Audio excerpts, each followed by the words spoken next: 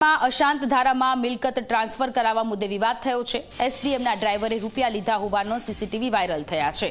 હિન્દુ માલિકીની મિલકત વિધર્મીને ટ્રાન્સફર કરવા માટે ભ્રષ્ટાચાર કર્યું। 14 લાખનો સોદો કરી 10 લાખ લીધા હોવાના સીસીટીવી વાયરલ થયા છે। કોમર્શિયલ કોમ્પ્લેક્સ વહેંચવાની મંજૂરી લેવા માટે રૂપિયા લીધા હતા। વિધર્મી પાસેથી ડ્રાઈવર મોમીને 10 લાખની લાંચ લીધાનો આરોપ છે। સમગ્ર મામલે એસડીએમ પ્રતિભા દહિયાએ નિવેદન આપ્યું છે। મંજૂરી માટે ડ્રાઈવરે જે રૂપિયા લીધા તે મને ખ્યાલ નથી। મને આ અંગે મેસેજ મળતા ડ્રાઈવરને ફરજ મુક્ત કરી દીધો છે।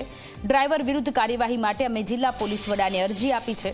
મહત્વનું છે કે આ અંગે કલેક્ટર ડોક્ટર મનીષ બંસલે ખુલાસો કરતા કહ્યું કે અશાંત ધારો લાગુ થયા બાદ મિલકત વેચાણની પૂરી સત્તા એસડીએમની હોય છે। ત્યારે જે સીસીટીવી સામે આવ્યા છે તે બાદ આ કાંડ પાછળ કોણ જવાબદાર છે તે અંગે તપાસ ચાલી રહી છે।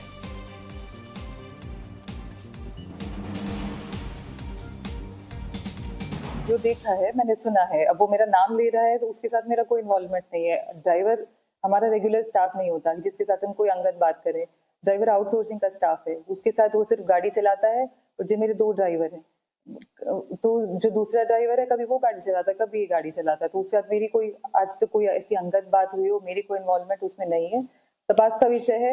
बाकी अब मैं एसपी सर को इस चीज के बारे में लिख रही हूँ कि आगे वो कार्यवाही इस चीज पे करें। आज मैंने कंप्लेन उनको एक लॉन्च करी है।